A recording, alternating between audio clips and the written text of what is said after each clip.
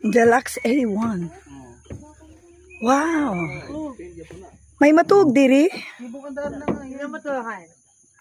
Ito yung loob ng tent. Parang siyang hotel room pala. Ay, wow, ang cute. Tent na may aircon din siya. Sa gilid? Oo. Tapos meron tayong tatlong ganito na maliliit doon sa baba. Pero wala siyang aircon. Ito, with free breakfast na to, 5,000 ng tent. 5,000. Free breakfast. 4,000 per weekday. Pag weekdays, 4,000. Kung sa Manila yan, kung siya nasa 10, 15. Oo, yung mag-glamping doon eh, no? 14. Ang mamahal sa Manila. Sabi ko nga.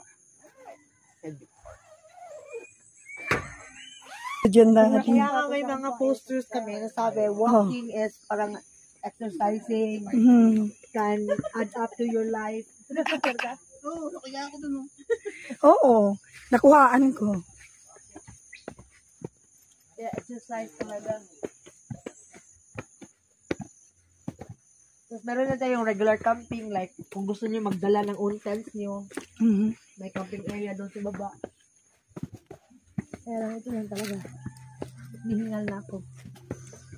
Hingalon, dyan ta. Malaki pa yan dyan sa baba. Ting dito. Na-exercise.